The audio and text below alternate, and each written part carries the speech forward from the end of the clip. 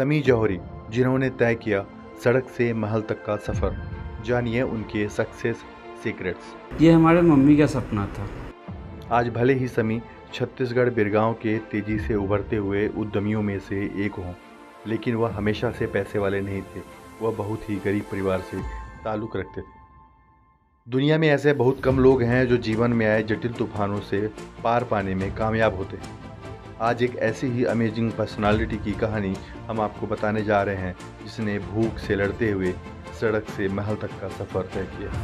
अपने आप में एक गर्व एक महसूस हो रहा है कि हमने अपने लाइफ में अपने माँ का सपना पूरा किया। 1985 में बिहार के मुजफ्फरपुर के छोटे से गांव बसतपुर में जन्मे समी मेलामाइन क्रॉकरी बेस्ड एक डिनर सेट बनाने वाली कंपनी JS इंडस्ट्री के फाउंडर हैं, जिनकी डॉल्फिन डिनर सेट क्रॉकरी की भारत के 10 से ज़्यादा बड़े शहरों में छोटे बड़े रेस्टोरेंट, होटल के साथ ही परिवारों के बीच अच्छी खासी डिमांड है। खास तौर पर त्योहारों के समय पर उपहारों के लेन देन को लेकर JS के डॉल्फिन डिनर सेट की एडवांस बुकिंग साल भर के 12 महीने चलती रहती है। क्रॉकरी लाइन में सबसे बेस्ट प्रोडक्ट लेकर के और बहुत किफ़ायती दाम में देंगे।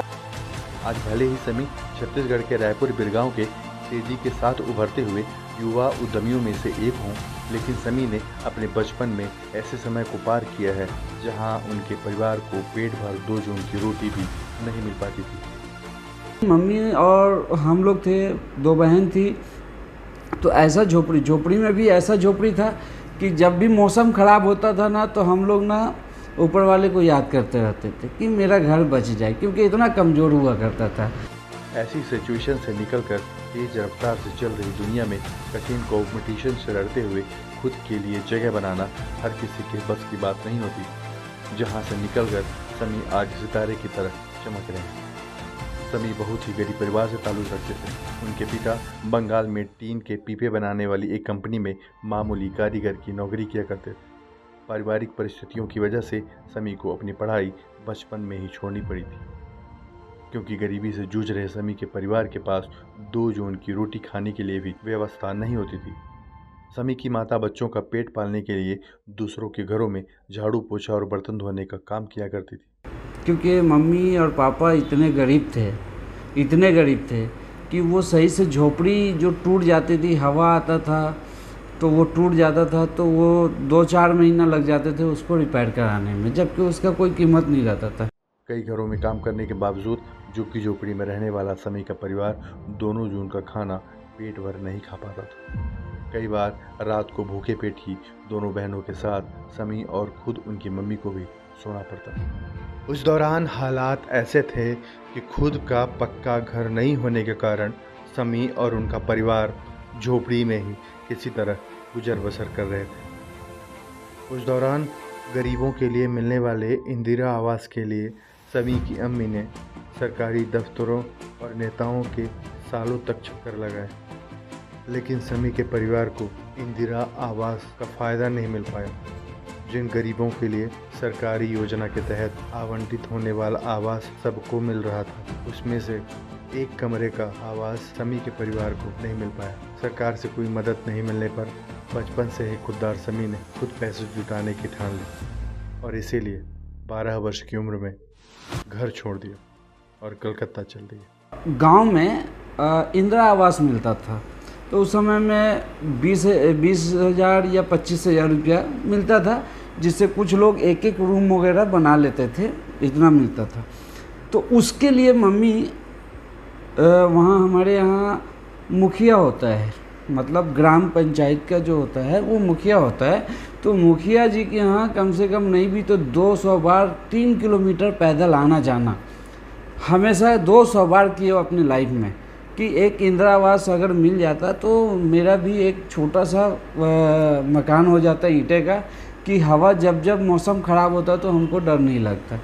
एक्चुअली होता क्या था कि मम्मी हमेशा बोलती थी कि बेटा एक थोड़ा सा अगर वो दे देता तो ईंटा का हो जाता, एक रूम भी हो जाता, तो सारे हम लोग बच्चे लोग एक साथ एक रूम में रहते, भले ऊपर से अल्वेस्टर सीट क्यों नहीं हो।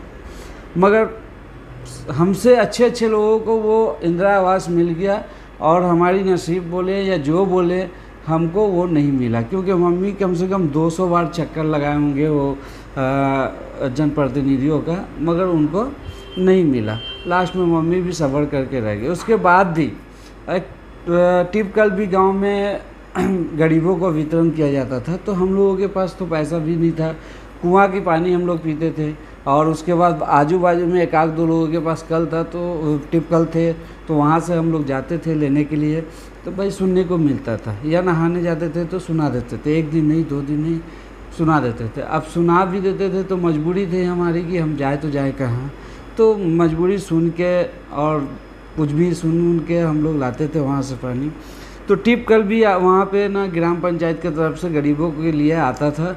उसके लिए भी मम्मी कम से कम बहुत बार चक्कर लगाई जनप्रतिनिधि के पास, तो भी नहीं मिला। लास्ट में मम्मी सब्र कर ली, और सब्र करते करते एक समय ऐसा आया 2013 का कि वो खुद एक्सपायर कर गए। उससे पहले पापा एक्सपायर किए थे। बंगाली लोगों के बीच बोली भाषा की बहुत सारी दिक्कतें थी, लेकिन जैसे तैसे कुछ सालों तक अपने परिवार के 2 जून की रोटी के लिए बंगाल में समी जूझते रहे।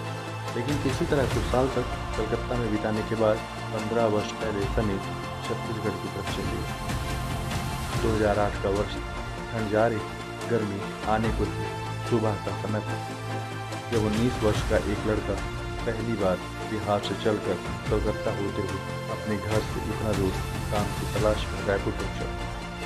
समी छत्तीसगढ़ के रायपुर तो आ गए, लेकिन रायपुर में समी के पास ना तो खाने के लिए पैसे थे और ना ही ठहरने के लिए कोई जगह। जैसे तैसे रायपुर के रेलवे स्टेशन में रात बीत गई, लेकिन सुबह होते ही रायपुर में समी के पास कोई ठिकाना तो था नहीं और काम भी नहीं था। इसीलिए समी ने रेलवे स्टेशन से ही काम की तलाश करना शुरू कर दी। स्टेशन के आसपास बनी दुकानों, ऑटो, बसें, रिक्शा चलाने वालों से काम मांगते हुए आधा दिन समी का बीत चुका था, और अब तक वो 19 वर्ष का बच्चा बिना खाए पिए हर एक दुकान, हर एक व्यक्ति से काम मांग रहा था, लेकिन किसी से काम की बात बन नहीं पा रही। तभी रेलवे स्टेशन की तरफ जा रहे सत्तार चचा को ये खबर मिली कि उनके गांव का एक लड़का रायपुर रेलवे स्टेशन के आसपास काम ढूंढ रहा है। खबर मिलने के कुछ समय बाद सत्तार चचा स्टेशन पहुंच चुके थे और उन्होंने स्टेशन के चारों तरफ नज़र दौड़ानी शुरू कर दी।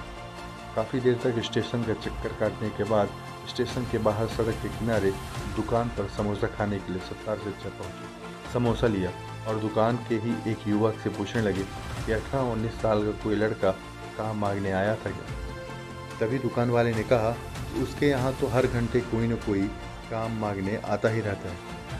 समोसे वाला दुकानदार ये कह ही रहा था कि सत्तार चचा और दुकान वाले के कान में एक बच्चे की आवाज़ पड़ी, जो बेहद थकी हुई आवाज़ के साथ कह रहा था, भैया आपके यहाँ पर काम करने के बदले 2 समोसे मिल पाएंगे क्या। तार चचा और दुकान वाले ने एक साथ लड़के की तरफ घूम कर देखा। तभी दुकान वाले ने कहा, ये लो, एक और काम मांगने वाला आ गया, देख लो कहीं यही तो वो लड़का नहीं जिसे तुम ढूंढ रहे हो। ये सुनते ही सत्तार चचा ने झट से लड़के से पूछ लिया, कहाँ से आए हो बेटा। सत्तार चचा की तरफ बड़ी उम्मीद के साथ देखते हुए समी ने कहा, बिहार से आया हूँ, काम की तलाश कर रहा हूँ। सत्तार चचा ने पूछा, बिहार में कहाँ से हो। समी ने जवाब देते हुए कहा, मुजफ्फरपुर में बसंतपुर का रहने वाला हूँ, यहाँ काम की तलाश कर रहा हूँ। सत्तार चचा को पता चल चुका था कि ये वही लड़का है जिसे वो खुद ढूंढ रहे थे। सत्तार चचा ने पहले तो समी को अपने पास बुलाया और कहने लगे, क्या काम कर सकते हो बेटा। समी ने झट से जवाब दिया, चाचा पहले आप कुछ मुझे खिला सकते हैं क्या, भूख के मारे मुझसे बोला नहीं जा रहा है।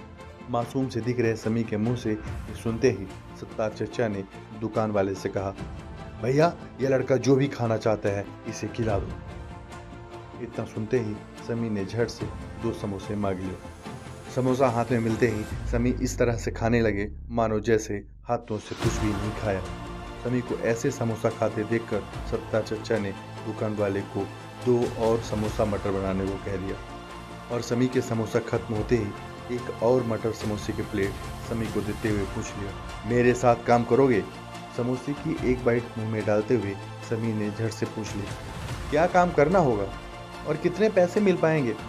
सत्तार चचा ने मुस्कुराते हुए कहा, गैराज में गाड़ियों को बनाने का काम है। शुरुआत में पैसे कम मिलेंगे, लेकिन जैसे ही काम सीख गए तो पैसा ज़्यादा मिलने लगेगा। इतना सुनते ही समी सत्तार चचा के साथ जाने के लिए तैयार हो गया। लेकिन समोसे की आखिरी बाइट खाते हुए समी बोले, मेरे पास रहने के लिए कोई जगह नहीं है। काम तो आपने दिलवा दिया, लेकिन मैं रहूँगा कहाँ? सत्तार चचा समोसे वाले को पैसे पकड़ाते हुए बोले, उसकी चिंता मत करो, सब हो जाएगा। इतना कहने के बाद सत्तार चचा ने समी को साथ चलने के लिए कह दिया। सत्तार चचा के साथ चलने के लिए सुनते ही कुछ सोचे बिना समी सत्तार चचा के साथ मौदहापारा पहुंच गया। समी के सड़क से महल तक के सफ़र के बीच में और भी कई सारी रोचक कहानियां हैं, लेकिन रायपुर पहुंचने से लेकर सत्तार चाचा के घर तक पहुंचने के आगे की कहानी अब आपको कहानी के अगले पार्ट में देखने को मिलेगी।